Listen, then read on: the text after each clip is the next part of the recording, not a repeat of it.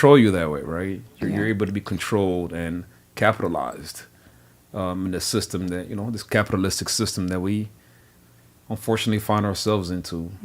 Even this entire experience, even with, police brutality, right?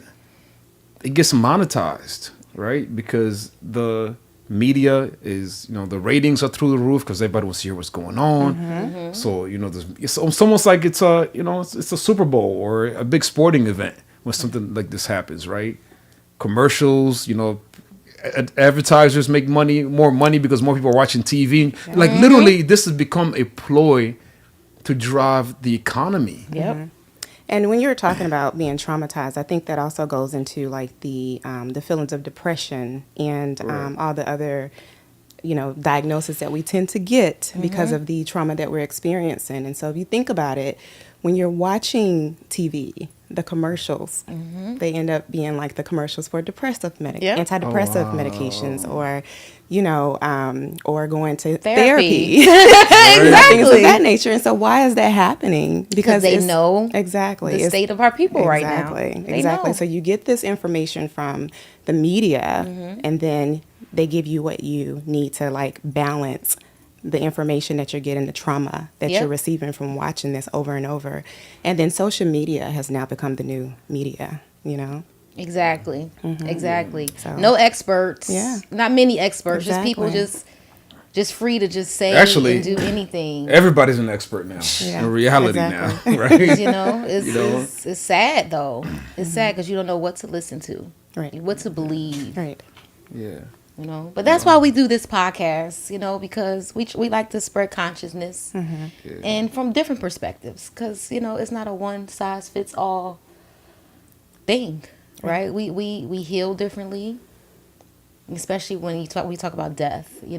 Everybody's experience with death is different. Everybody heals differently, grieve differently, right? So I guess that's a good thing about social media, because you get to, relate. You get to, see what resonates with you, right? Like you got so many different circumstances and situations, and you can just find what resonates with you, but know how to filter out the BS. So I think that's kind of the problem, because you have to think about it. When we were growing up, there was a clear delineation between what's for adults and what's for children. Yes. And now everyone has access to the same media. Yep. And so you're exposing children to something they are unable to handle. Absolutely. And we don't prepare them for that. And so you have children that's growing up in this society, and then they end up making these mistakes, and they don't understand where that's coming from. Exactly, right. And so I think, I don't have children. However, I think that we're not parenting the way that we need to. I'm not a biological mother, but I'm a mother to many. Okay. And I so love that. I love that. Okay. Yeah, and so I still try to do my part by, Absolutely. Parenting as much as I can, teaching, others, a way to go, and then kind of like how to filter, how to take in that information, how to understand what you're feeling, understanding emotions regarding a situation, and then understanding what to do when you're placed in a situation, such as, Tyree Nichols, or any of the other, young people that we've lost, to senseless crime. Right. And I'm sure that comes from experience. Absolutely. And you having to deal with that yourself. Absolutely. Right? Would you mind sharing any? Absolutely. So, where do I start? Because I always think that it's important to build the story so you can kind of understand instead of just like throwing it right at you. Absolutely. Absolutely. So, so for me, I am the youngest of 5 children. Okay. My parents, they were married for 26 years. Oof. Yeah. Okay. For 26 years. Beautiful thing, Yeah. right? Yeah. Absolutely. Black love, right? Absolutely. And I was daddy's Yes. little girl, Okay. That was like, I loved my daddy, and to this day I still love my father. Yeah. So, being the youngest, you don't really get to see or really understand everything that's going on. So the experiences that my siblings had, I didn't have that. I was the baby, so It was a little easier for you. Exactly. I was able to get everything. I'm just like, what are you talking about? Daddy did what? Right. So when my parents divorced, it was tragic for me. I was in the 6th grade, and my parents were splitting up, and I'm like, what is this? Exactly. Later on, I started to understand it, especially as an adult. I definitely understand, like the tragedies that occur in the relationships. But so my parents, they were divorced for 7 years. They both remarried. Okay. And they only remarried, like, my mom remarried because, like, my parents, they were together since high school. Oh, wow. They got married at 18. And so my mom was a nurse. My Wow. dad joined the army. And, when he went to Vietnam, that changed him. And so when he came back, he became abusive. Wow. Which, again, I didn't see. I didn't experience that. So with that, my mom experienced a lot, so that's what ultimately led to the divorce. And my older siblings also experienced a lot, and that's what led to it. So my parents, again, they were divorced for 7 years. My mom remarried, so my dad remarried. Okay. And then I will never forget. So I graduated from high school in 2001. So maybe Christmas. Did you? Yeah, I'm telling my age, but I look good. I just told my my You do look good. yes, you do. We look good. Yeah. So Christmas of 2002, my entire family was there. So my brother was there. My brother was kind of like in and out of jail, like his teenage years, unfortunately. And we can talk about that in a second, too, because that's another death that I experienced, unfortunately. But in 2002, everybody was there, like my nieces, my nephews. My dad came from Arkansas because, that's where they're from. Okay. And so when they got divorced, he moved back there. So he came back, and we had the best Christmas ever. And so at this time, of course, I'm in college. And my parents, they were like, not really happy in their relationships, and they both were like going into like separations of their second marriages. And so I'll never forget, after Christmas, my mom called all 5 of us kids and said, what do you think about your dad and I getting back together? Wow. And we were all like, yeah, Of course, right? that's how it's supposed to be, right? This is, Yeah. right? Oh, wow. Yeah.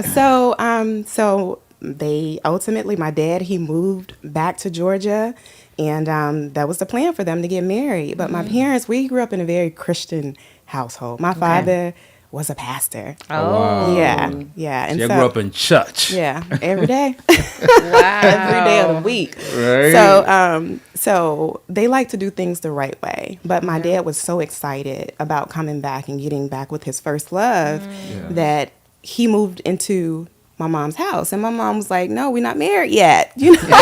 But that's kind of what it was. But at that time, my oldest niece and my oldest nephew were living with my mother, and they were kind of unruly children. And my dad is he's a disciplinarian, or he was a disciplinarian. And so he did not appreciate the disrespect of my niece and nephew towards my mother. Oh, okay. So he was trying to discipline. And when my mom saw the discipline, I think it kind of like triggered some PTSD that she had from the abuse. And so she decided she didn't want to get with him. And my dad couldn't accept that. So from there, my dad became very depressed. And I'll never forget, he called me and he said, your mom didn't come home last night. And he was just sitting in a parking lot of Walmart. And I was in college, and of course I didn't know how to handle anything like that. And so I was just like, okay, well, I'll call her, later on. And I said, Dad, everything's going to be okay. So I think that was a Friday or so, or maybe a Saturday, I don't know. But I called my mom, and I was so upset with her. And I'll never forget the last words that I ever said to my mom, which is horrible. And I told her, I said, don't ever talk to me again. Yeah, because I was upset. You were upset. I was upset. Okay. I said, how would you let Dad come back, move all the way back to Georgia, and then you decide that you don't want to be with him? You can't do that, Yeah. So those were the last words I ever said to my mom. So I went down to Columbus that Saturday, and I did not go see my mother. They were at church. I went to the church to go get a key from my niece to go get something out of the house, and that was it. I did not go Right. see her.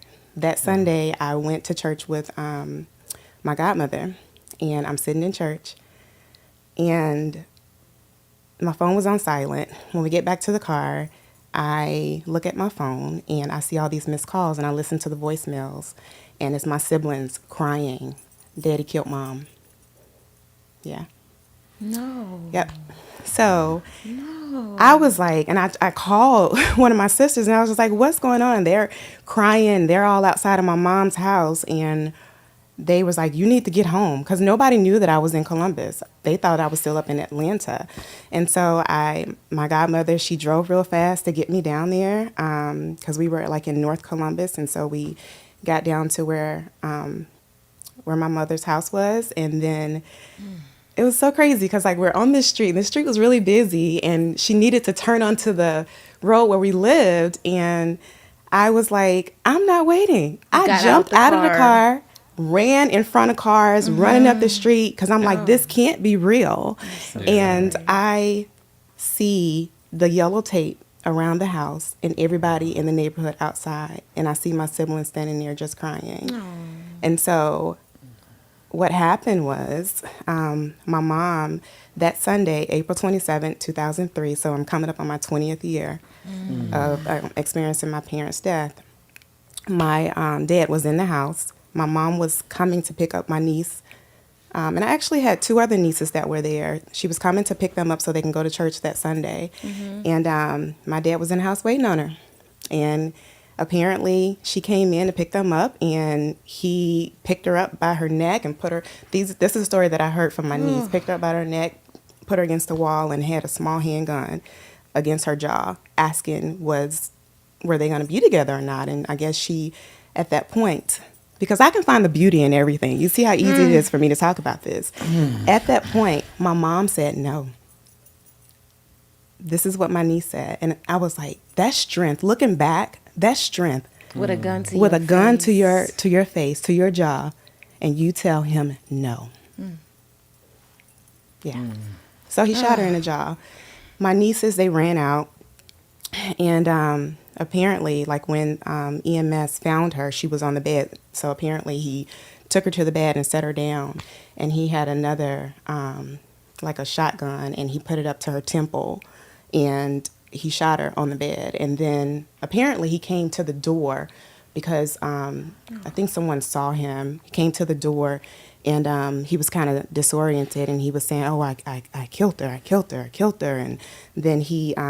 next thing you know, he went into the same room she was in, and he put the gun in his mouth and he killed himself. He shot straight up and killed himself. So that was the moment. Apparently, when we were standing outside, my dad was still alive when EMS got there. And so my dad, they took him to the hospital, and we were just like, "Why are you taking him? Take Mama," you know? But she was dead on the scene. arrival, So yeah. so we were able to get to the hospital, and my dad had just passed right when we got there. But yeah. Oh, Chemeka, Yeah. I'm so sorry to hear that. Yeah. That is tragedy. It is tragedy. And It is. you- I was 20 years old when that happened. 20 years Wow, old. I'm so sorry to hear Yeah. that.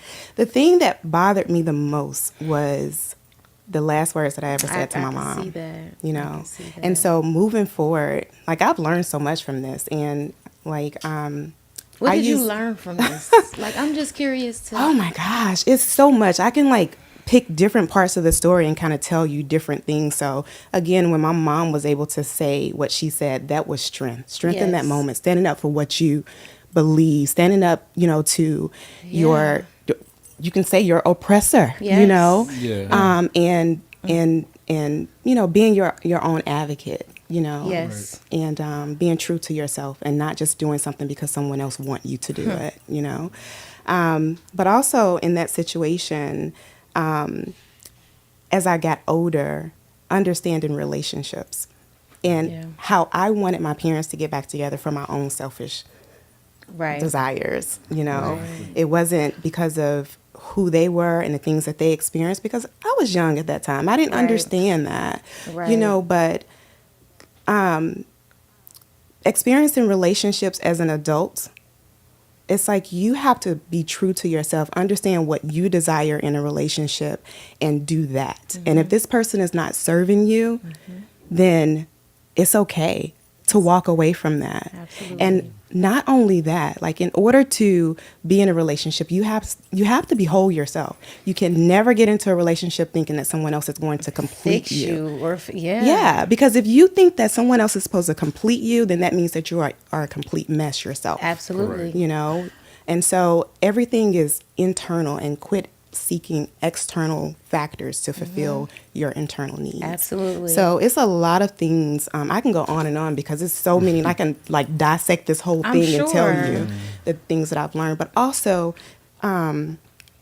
you know, with my father, because like I said, I still love my father to this day. I'm sure. That's my Yeah. dude. Wow. You know, Wow. I was daddy's little girl, and my dad Yeah. always praised me. He'll come home from work. I'll be, you know, would be outside playing with my friends, and I'll see that red and white Chevy getting ready to Yeah. turn down the street, and he had the same routine backing in, you know, and as soon as he got out of the truck, I'm standing there jumping up and down, and he picks me up and swings me around. You know, that love, that Yeah. fatherly love. Your father, as a young girl, Yeah. that's the first man Yeah. that you ever know. Yeah, and experience love from. Exactly. Absolutely. Exactly. And even that's very profound, because even knowing the circumstance, you still have that much love for your father. So I'm just curious to know, what did you tell yourself after that? Like, because you had to say, I know Dad was going through something. Yeah. He wasn't himself. Yeah. What did you Yeah. tell yourself about your father to put you at ease so you could say, I still love my father? That took some time. So I think the fact that my father, first of all, he had never done anything to me. And I can't take someone else's pain, you know, And make it your it own. mine. No. Yeah. I had my own relationship with my father, Right. and that relationship was really good. Yeah. You know, I know that no one else in my family can say that, but I can. So Wow. I know what that love feels like from a man. Right. You know, from my Right. father. I know what that feels like. Right. And so understanding that, and I have learned to compartmentalize, because a lot of people ask me, how did you keep going? How did you Right. keep going? Right. You know, and because I was a sophomore in undergrad at that time. Wow. And I, you know, my professors, they were just like, take your final whenever you want. Right. You know, or some of them said, okay, you know what? Your grade that you have in class right now, that's your grade for the semester. Oh. I was like, okay. But it was instilled in me in a very young age that, you know, I don't even know how to say it, but I've always separated like my personal life from my professional life. Yeah. Completely separated it. So I knew, do good in school. Do Right. good in school. Before I even went to kindergarten, I knew I wanted to be in the medical field because my mom was a nurse. And my mom was a nurse, and I said, you know what? You're a nurse. That means I'm supposed to be a doctor. That's what I said before I even went to kindergarten. So where did that come from? Right. You know? Right. So with that being said, it's like I made straight A's in school. Like I may have acted up at home. Right. Right. But when I went to school, I knew you act right. You do Right. your work. And that's what I did. So I got all the awards when I was in grade school. I did everything I was supposed to do. I graduated in the top 10 of my class in high school. And I got so many scholarships to go to college. Like college was paid for. Undergrad was paid Wow. for. Wow. And my scholarships even helped me to purchase my first car. Like Awesome. seriously. Awesome. So parents did a great job raising you. Absolutely. Yes. Absolutely. So I compartmentalized. And so I knew to keep going. And so although I'm dealing with this personally, you don't allow that to affect your schooling, because this is what's allowing you to get to where you need to be in life. Was it also part coping? It was. your So that's the profession? second Yeah. portion of it. So Exactly. I knew that if I ever stopped, that I would break down. Yep. So I God is understand. amazing. Oh. all the So time. let me tell you this, and I'm talking so much. No, talk. It's okay. This is what we're supposed to do. You dropping This some is- jewels there. So- This is the purpose. Yeah. Okay, so when after, well, I didn't even get a chance to tell my parents that I was changing my major, so, because I was like, oh, I don't want to go to medical school. I didn't think that at that time of my life that I could make a decision for what I wanted to do for the rest of my life. Because you was in trauma. You was dealing with a lot of things. Yeah, but at the same time, I hadn't experienced life. I just was going through the motions of do good. You go to school. You finish school, high school, you go to college. Right. I was just going through those motions and never really thinking for myself and never experiencing life. But I changed my major. I said, I don't want to go to medical school. I want to go and be a physician assistant. And so I don't want to take biology pre-med anymore. I'm going to switch and I'm going to take respiratory therapy because then I'll be able to get some experience in medical field and then go to PA school. So I made that decision before my parents passed away. Like I didn't get a chance to tell them. However, in making that decision, I was able to graduate. I don't know the day that I graduated from undergrad, but let's say I graduated like May 14th. The school that I wanted to go to, I only applied to 4 grad schools. The school I wanted to go to was the school that I got accepted in. Wow. And this is nothing but God, Yeah. right? Because that school started immediately after I graduated from undergrad. So I graduated, let's say May 14th. I drove to Philadelphia May 16th. I started PA school May 18th. Wow. So I was in school for 6.5 years straight, and that was my coping mechanism. You were driven. Yeah. Wow. I was staying busy because I knew that if I had 'cause stopped, yeah. I was going to break down. Absolutely. But also if I stopped, what was I going to do with my life? And a lot of people find that thing that they cope with, whatever it is, and you're blessed to have been able to find that thing and have that thing. Was it Yeah. the same for your siblings? Were they able to navigate through that the same way you did? It's funny because, you can all be raised in the same household and you're all different. Very much so. You're all different. Oh, listen. I understand. I Yeah. understand. But were you able to be a voice to them to help them through it? Because you seem like you're very headstrong, I'm the baby. Yeah. I was the one that was spoiled and got everything that I wanted. Yeah. Nobody is going to listen to me. Really? And is that how it No. still is today? Yeah. Pretty much. Okay. Pretty much. Yeah. But yeah, no, I mean, everybody kind of went their own route. And Yeah. one of the things that I think was kind of, looking back on it, we never grieved together. We never did that. Everybody grieved in their own way. Yeah. And I think we're not as close as I would like for us to be. Right. And I think that plays a part in it. But Right. yeah, everybody just did their own thing. Yeah. And Yeah. that happens. Yeah. That happens. Yeah. Grieving is going to be different for each of you. Just like you said, you were all in the same household, but totally different. Totally different. Yeah, yeah. Well, thank you so much for sharing Yeah, that. I know, absolutely. so when you speak of what you have to offer, children, I get that. And that's special. That's definitely special to have that, that experience and Yeah. to be able to help a child through that, or anybody through Yeah. that, because losing someone is not hard, and multiple people at once, that's not easy. Shall I say that's not easy? That's very hard, and God bless you. Like, no, really, that is Yeah. yeah. I like taking tragedies and turning it into Triumph. yeah. So even when I graduated from grad school, I had a desire to teach young girls how to survive any trauma that they've had in their life. Because honestly, anything bad that you think can happen to a woman has happened to me. Absolutely. Name it, it's happened. Really?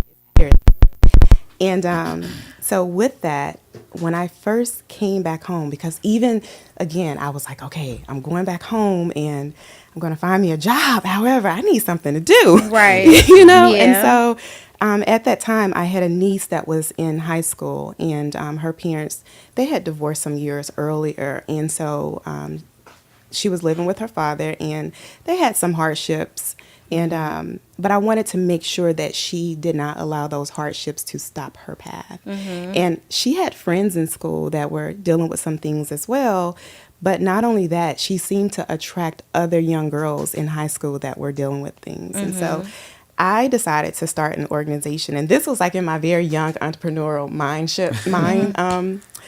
mindset. And so I didn't know, okay, you can try to apply for a grant, you can do this, do that. Right, so I was right. doing it all on my own, right? So I decided to start an organization that without like actually starting an organization. Yeah. But it was for young girls, and I'm not going to say what the name of it is because I still want to go back and do it, and I need to like trademark that. Right. But it was for me to reach out to young girls who were transitioning into adulthood.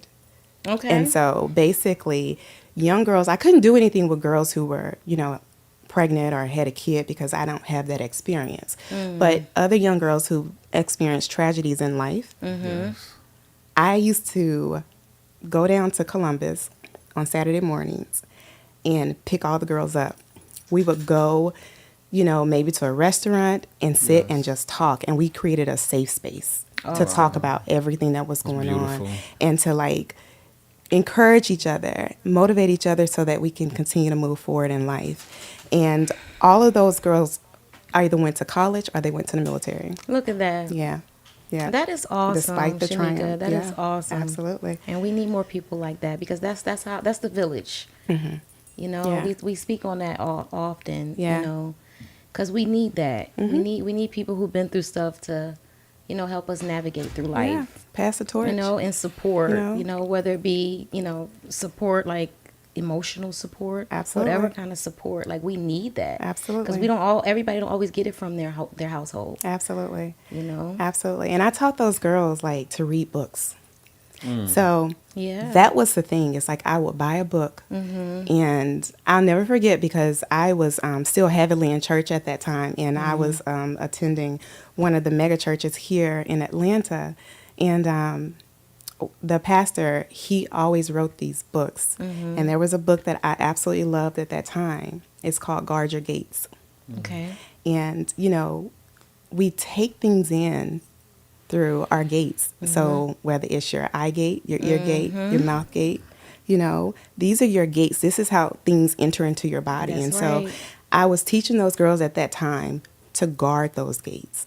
Watch what you listen to. I mean, watch the music that you listen to because it has an influence over you. Absolutely. Watch what you're looking at on TV, because that influences you. As we were talking about earlier, the social media and, watching TV and all the trauma, because Right. that affects you whether you know it or not. Subconsciously, it affects you. Exactly. And you can find yourself acting out and doing things. You're like, where did that come from? Right. So if you're exposed to something, like let's say that I'm poking you on your shoulder, it doesn't hurt, but if I keep poking it, It's gonna bother me. absolutely, Absolutely. absolutely, Yeah. So I was teaching those girls that, and like I said, I'm just happy that they all did something with their life. That is You know? awesome. Do you still keep in touch with them? I haven't in a long time, No. and that but I said I want to start back doing that. I did in the Yeah. first because I graduated from grad school in 2007. Yeah. Yeah.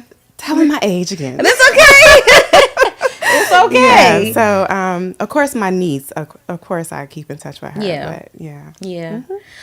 Yeah. Wow, what an amazing story, Chemeka. And you are you're heaven sent. You've been a blessing to many young girls. Yeah. Been able to be a gift to many young girls, and that's awesome. Yeah. That's awesome.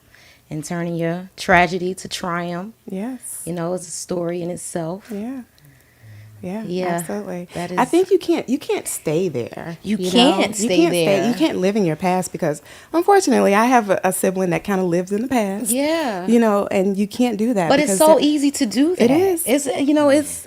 It's not easy for everybody to move on and to move past trauma. You really have to want it. Yeah. You have to and to be around people like yourself who influences that and to help push you to move past it. It's Yeah. The thing not is, an it doesn't easy feel thing. good. So why do you why want do you want to not feel good? Yeah. Because people get comfortable with it. It's like That it's ain't like their comfortable to me. norm. I know. It's It's but some not people, comfortable to and me. it's so bad with some people that even when they get out of it, they look for it in other people. Yeah. They look for that, that hurt or Yeah. those same traits that hurt them in other people and Yeah. don't even realize Yeah. it. Because it's that trauma that's Yeah. built in you that you can't move past. Yeah. It's like you have to heal. You do. And not everybody know what You healing do. looks like. It takes time. It takes Time. Yeah. But people don't even give themselves time sometimes, you Yeah. know? And grace. And grace. Grace. But it takes time. So I'm not perfect. I have made my mistakes at all. I can look back at my 20s and my Yeah. 30s and I'm like, girl, what were you doing? Yeah. Because I was that person still seeking external, Exactly. to fulfill internal voids. Right. And you can't do that. You cannot. And like, even though I knew the lessons, I would read the books and do everything that I needed to do, it's still like, you have to go on that journey, right? You still have to do that. And so, Like it sounds good, but you're not practicing it. You gotta find or it's easy to get fooled, Yeah. you Yeah. may get around a group of people. It seems like they're practicing, but at the same time, it's like when they're not all the way in the right place, then it's easy to kind of get you, Yeah. it's trickery. Yeah. Trickery. Yeah, not to revisit the trauma, but you it's okay. mentioned something about your brother earlier. Yeah. You said that's another Yeah. death that you had to experience. Yeah.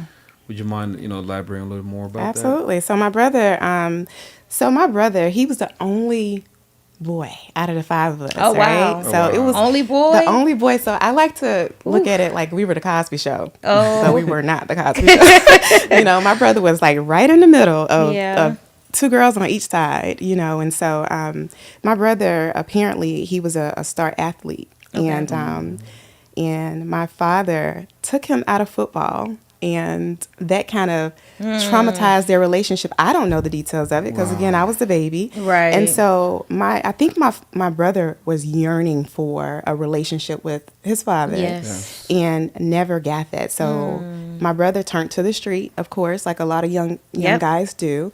And so he was, looking for love in the street, like trying to get these friends. I don't know if he ever joined the gang. I don't think so. I don't know. Some kind of belonging. Yeah. So my brother also turned to alcohol, and so he would drink all the time. And I know it was to numb those emotions or lack thereof. And so my brother, he would go to jail for DUI. It's like, how? You never had a car. Like, how?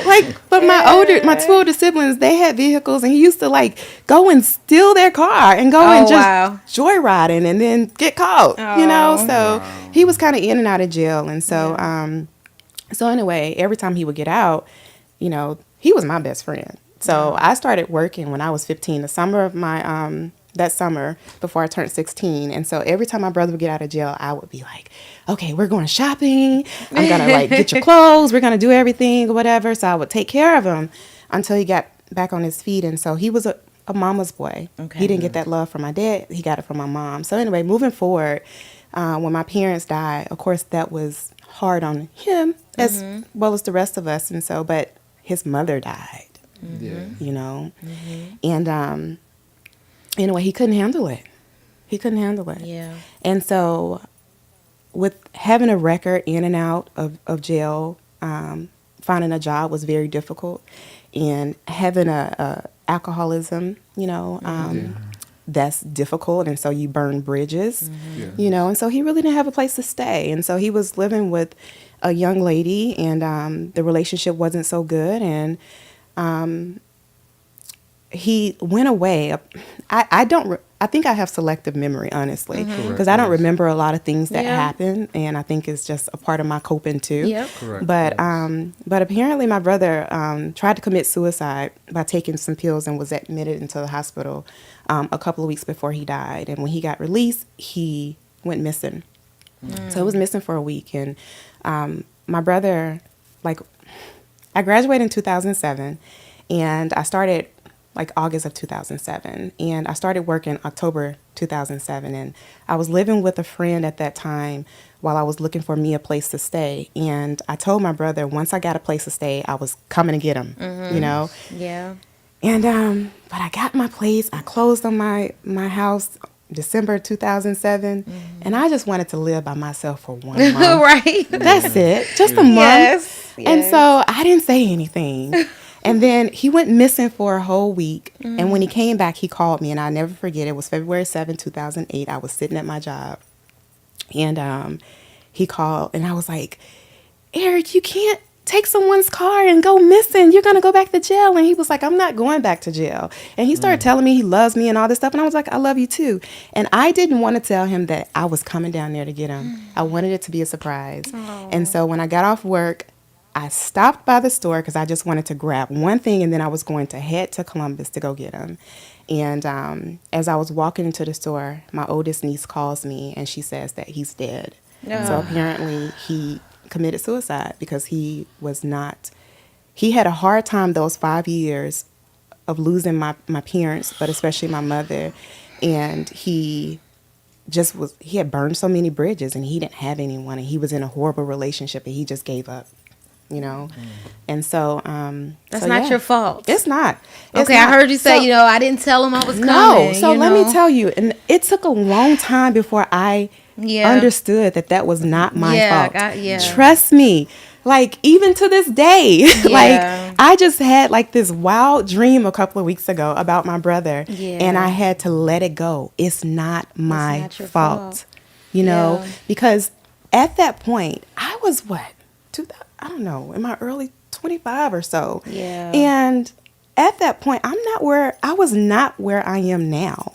So if my brother came to live with me and he had those issues, there was no way I could help him. He would have just brought those issues back to my home. I was going to say that. And who knows what would have happened. And then coming from a small town like Columbus to Atlanta, where it's like so much access to anything, what would have happened? What kind of trauma would be going on in my home? Exactly. And then he could have potentially burned bridges with me too. God protected you. From exactly. But it took a long time before I realized that. Yeah. Because I was like, okay, I got to do something. So I adopted his son. I adopted his son, took care of his son, but his son wanted to go back to his mother, which is fine, but I was trying to do everything. And in that moment too, I was trying to do everything to give back to my family. I was like, okay, I'm the one that so-called made it. So what can I do? I need to help my family. And I had to let that go too. Yeah. So I did a lot of. You gave your service. Yeah. It was a lot of coping that I had to do over the years, and like I said, you can read the books and think you have the right people in your corner, but the work, what I've learned, is really internal. It's internal. It's internal. And that's very profound. And I think the biggest message in that is to like you said, give yourself time, give yourself grace. And thank you so much for sharing that. Absolutely. Thank you so much for sharing that. Yeah. Wow. You all right over there? You all quiet. I know it's heavy. It's heavy, but heavy, but it gets lighter. It gets lighter with time. With time. That's what it is. With time, it does. Yep. It does. Because I can sit and talk and keep a smile on my face. And have such a beautiful smile, and great personality, and you would never know. Because I'm not defined by those. That's right. Those events of my life. That's right. And I always tell people, the greatest teacher is experience. But there are too many mistakes in this world to make them all yourself. So you have to have enough knowledge to know that you learn from the mistakes that you make as well as the mistakes of others. That's right. Indeed. Yeah. That's right. Because we are one, right? Yeah. That's right. Exactly. Wow. Exactly. Wow. Yeah. I think we need a break. I know, right? Wow. No, this is thank you for sharing that, Chemeka. And to the people who are listening, who can who this resonate with, understand it's okay to give yourself grace, to give yourself time to heal. Whatever you have to do, get away from people who bring that trauma back into your life. Learn to let go. It's okay to be in solitude sometimes, to isolate yourself, because sometimes you need that. Yes. You know, shut it down. Like, don't be easy accessible to everybody. You know, because you got to draw in sometimes. Yes, absolutely, absolutely. Yeah, I appreciate your courage. I appreciate your courage, because to be able to share your story with the world, demands a ton of courage. Yeah. So I really, really am grateful Yeah. for Yeah. also vulnerability. Takes a lot of vulnerability as well. To So share I that appreciate you story. being vulnerable to us and to the world Yeah. to share, And I'm sure them girls remember you. Oh yeah. I'm sure they carry you in their hearts. Like, man, Yeah. I'm from Miss Chemeka, yeah. Yeah. You know, Yeah. that's Yeah. awesome. Yeah. So conscious intercourse. Yeah. We're gonna take a break, And, and then we'll come back and continue to share more of our experiences and accelerate our evolution as spiritual beings. We'll be back. Back soon.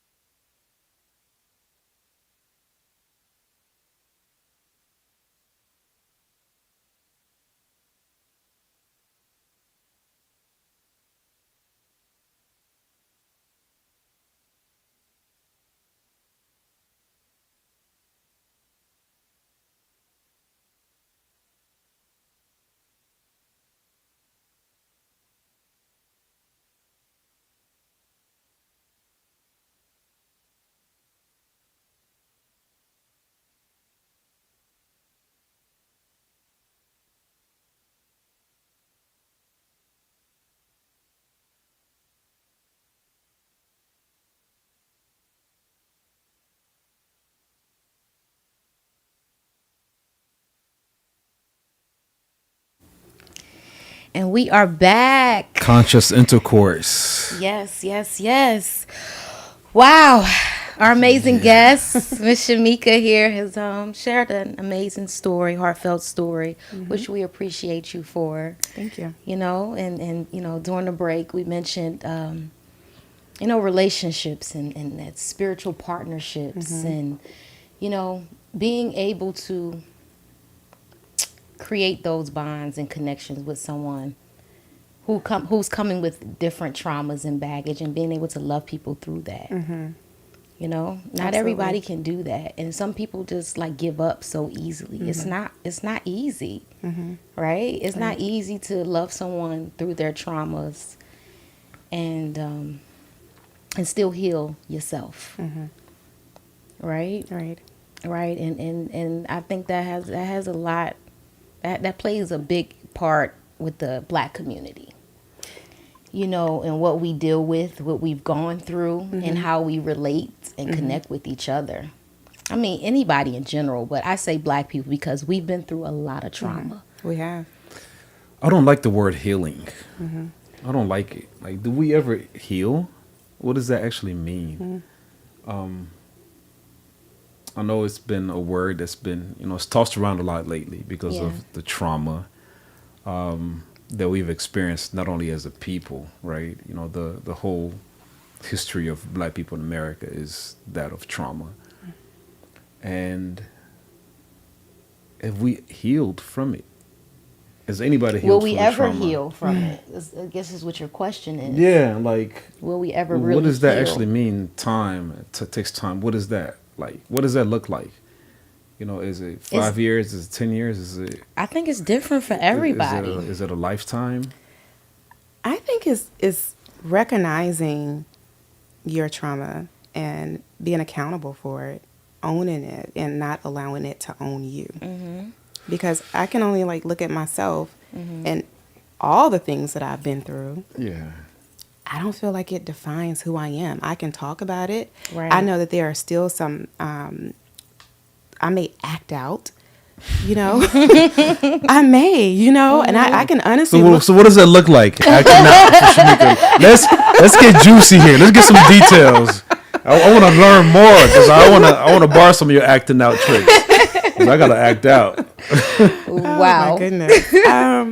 You know, I'm just thinking about myself because we're talking about relationships. So I'm just thinking about, you know, some of my past relationships or how I have, you know, wanted love in a way that I define what love was because of what I've experienced. And I need you to fulfill me in this way. But you're not able to fulfill me in this way. And so I'm acting out because I don't feel like you love me because you're not loving me the way that I want you to love me. Ooh, You that's know? deep. So, yeah. Isn't it? Yeah. So I think that if you recognize yourself and own it and you're able to freely talk about it, and if you, because we were talking about spiritual partners, so if you are truly with someone who's actually doing the spiritual work too, then I think you can understand each other on that level. Right. And it's not a matter of, because I understand like the healing and how that's an ongoing process. You don't really like that because we never get healed. But I think Right. if you own it and you act, I don't know, you act, you know, as, I don't know, in ownership and accountability, I think that helps you to move forward in life. I don't know. I agree. No, you do know, right? Because you're here, right? You're here in one piece, healthy, you know, inspired, you know, happy. You know, it's so you do know, right? Because you were able to make it here, and some did not. So there's some wisdom therein into your journey. Yeah. And you've been know. able to bless other people with your story. Yeah. Yeah, because I know it's not for me. So everything that we grow through in life is for someone else. And I understand that. So as I've gotten older and all the things that I've experienced, Wiser. like, yeah, and wiser, that's right. That's right. All the things that I've experienced, you know, I tend to meet people who are going through some type of tragedy. And so I'm able to like show them my story or share my story with them. And they're like, and you never gave up? It's like resilience. Yeah. It's resilience. And so I am like that role model for other people when they're going through their crap. Yeah. And that could be part of your purpose. Oh, I already Chemeka. know it is. You 'Cause know? no storm lasts forever. It does not. Never. Does You know, the not. sun. This too shall pass. Right? Exactly. The sun will always rise and set. That's you know? true. That's it. So You know, it's okay. it's interesting you say that you meet people that have experienced or going through some of the things you're going through. You know, personally, you know, I've had some, you know, lost both of my parents. When I met you and heard your story, I was like, wow, somebody's actually experienced that, right? Then losing my wife a couple years ago, it was like, you know, I felt like I couldn't relate to anyone, right? That there aren't people in the world that could truly feel how I was feeling in that moment, right? And then I meet Ebony, who, you know, is a widower. She lost her husband, you know. Yeah. So it's like, You lost my mother. right? Yeah. Lost your mother, you know. So it's like they are people that share these experiences, and it's at times it's to help us along this journey. There's a multitude of people out here in the world that have experienced what we've experienced and worse, right? Some of them are not here to tell their side of the story. Some people are, right? But it's a testament of the fortitude, per se, of those that are still here, and the fortitude for those that are not here as well. Because ultimately, they chose to do what they saw fit with their pain and their trauma. And like you said, there's no judgment, right? There is no judgment. Right. There's simply empathy, compassion, and love for people choosing to be accountable, like you said, to experience and feel how they feel, and to make the decisions and the consequences that follow those decisions, right? So it's, to me, is I think about the whole concept of healing, I just feel like it's, when you talk about accountability, when you take accountability of the circumstances and experiences, you then recognize that you're not healing. The healing is a choice, right? You have to choose to heal. You have to choose to make take a specific course in life. And to me, it's more of an evolution rather than this notion of I'm going through this timeline where I'm currently in a place where I'm not healed. So I have to wait for this timeline or these things to happen before I'm supposedly healed. Right? It's more of you've changed, you evolved. We are resilient human beings, right? And we simply are just evolving through the experiences that we experience in life. Absolutely. I think people tend to use the term healing for lack of better terms. Yeah. And I think that when people, as you continue to evolve and elevate and you start to understand exactly what it is that you're doing, then your vocabulary expands and you understand things in a different manner. Correct. Yeah. Well, healing is also curing a wound. That's what healing is, okay? And if you look at your experiences as a wound and you're trying to, cure it or fix it, it's healing. You want it to heal. I think that's what people think, or where that comes from. It's a wound. It's something that hurts, something that's painful that you're trying to get over. Evolution, I believe, is a better term. I really do. That resonated with me, but that's what that's what healing is to me. It's getting over and curing a wound. The issue I have with that is that wounds scab over, and you can take that scab right back off. That's my favorite thing to do. That's very true. Yeah. That's my And favorite. then I love taking it. Oh, I'm God. like, let's make it bleed again. But you know what you can also do to a wound? You can then get it infected. Exactly. You can make it worse. Absolutely. Yeah, because you're paying attention to it. Because you're paying acknowledging it, attention. right? There you go. Yeah. Yeah. There you go. Yeah. So if you don't look at it as a wound, but rather as an experience, right? Yeah. That you are growing from or evolving from, right? Where you're able to, notice or observe the collateral beauty with that particular experience, right? Then it becomes triumphant. Yeah. You The know? scar is still there, though. Yes. But as long as you don't pick it, Right. and And even when it heals, that scar is going to still be there to remind it's you a reminder. of that wound. I got through that. Exactly. Right? Yeah, I got through it. There you go. And ain't nothing wrong with war wounds. And it becomes something you actually Scars. rejoice. It's something to rejoice over. absolutely. Actually, like I made it through that. I made it through that, Right? man. Like When you were going through that praise, fire, you yeah. didn't think you were. Exactly. But you did. You did. Like, You praise the got through creator. it. So for me, it becomes more of it's the because this notion has been really permeating my being. Right, this notion of that survival is our basic instinct. Right, because it's like people detail how when you go through something difficult, right, then if you make it through the other side, you've survived, right? Because you had to dig deep into your human instincts of survival, and you overcame, right? And then there are those that did not overcome, right? Or didn't take that particular path of saying, I've survived this. They decided to take another route, whether it's suicide or whatever it may be, right? I rather, because a lot of times, those people are looked at as cowards, right? Oh, they took this path, therefore they're a coward. They didn't have the fortitude to make it through. My daddy was not a coward. No, exactly, right? Exactly, right? He was not. My Exactly. daddy was He was everything. gangster. Yeah. OG. My dad was infantry on the front line of Vietnam. Vietnam. And I praise him for that. Exactly, You know? right? True OG. My dad was everything. That's But what you I'm know saying, what's right? real? Mental illness. Exactly. So exactly. So we talk about that, That's right? real. Like it's real. But even with that, what is that? What is mental illness, right? Mm-hmm. It's all right. A fixation with the past, a state of mind, A state of mind. right? It is. So for us, then, is to say that survival is our basic instinct, and then we use that, benchmark to judge others as not being, so strong or whatever words we want to, utilize.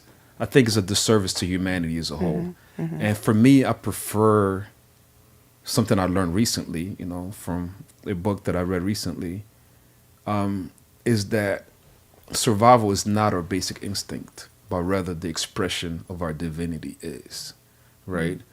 So if you think about the expression of our divinity being our basic instinct, then we create whatever reality we see fit based on our experiences. So someone decided to create a reality to overcome and survive, and someone decided to create a reality where they transition to the non-physical life, right? That's them expressing their divinity, right? Because you are a divine being, a creator, similar or equal to that of which you come from. So therefore, you could choose to create a life where you demonstrate how these tragedies, these things didn't bring you down, but rather, allows you an opportunity to overcome or triumph. And there are circumstances people choose to terminate this incarnation Yeah. and transition to another experience. So we have the choice to actually do whatever we want because of our divinity. So I think that there's power within that. Yeah. I think, that would allow us as people to truly choose whatever journey we see fit. But you got those cultural forces. It's like, you have to be strong. You have to do this. This is how Yes. you get over. Yes. You have to be strong. Keep your head up. Correct. You can. It's not going to look the same for everybody. Exactly. No. Even great point. When we Yeah. talk about even death as well, which was, what we talked about as we commenced this particular experience, this conscious intercourse. Do we really even ever die? Do we really even ever die? Do people actually die? Right?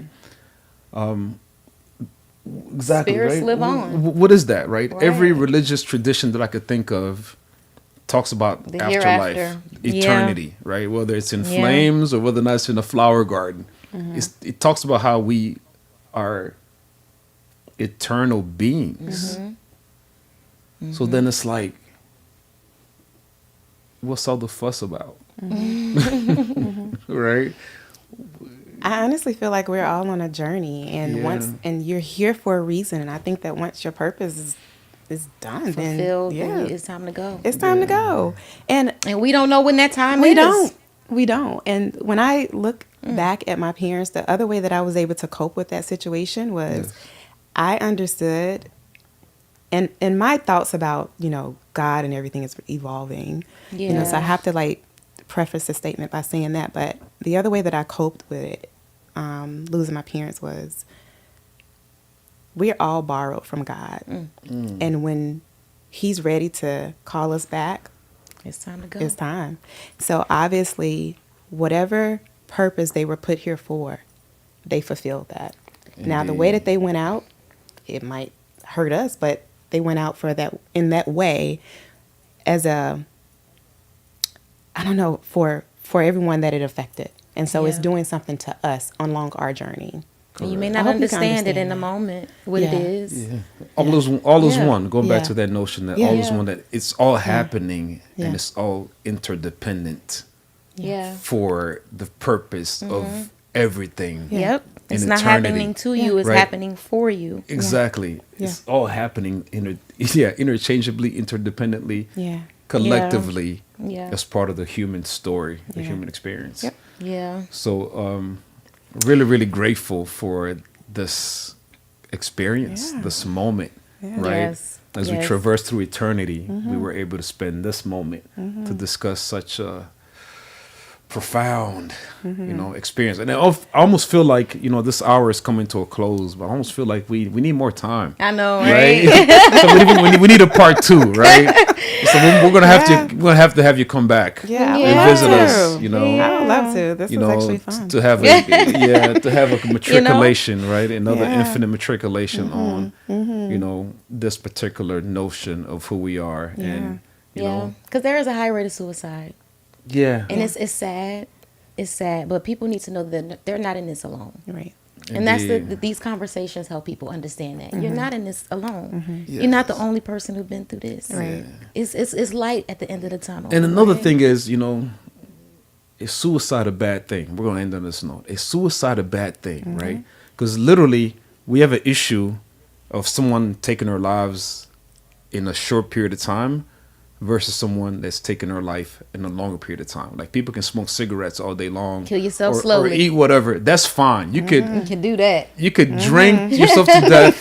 You could Yeah. eat yourself to death. You could do Right. all these things. You could smoke yourself to death. That's fine. But if you commit But don't suicide, just it's a commit. bad thing. Yeah. Yeah. So you know what? On that note, we're gonna leave that there. You know what I'm saying? Leave your comments below. Please, right? please. We want to hear from you, the world, our people. Miss Chemeka, Comment, we share. thank you so much. Thank you for this having me. moment, Very for your courage, appreciative. for your vulnerability. Thank That you. word, vulnerability. Yeah. You know, we are thankful for this opportunity. Yes. Power 108.9, Yes. conscious intercourse. Until next time, y'all. Continue to spread love and light. Love, Peace. peace.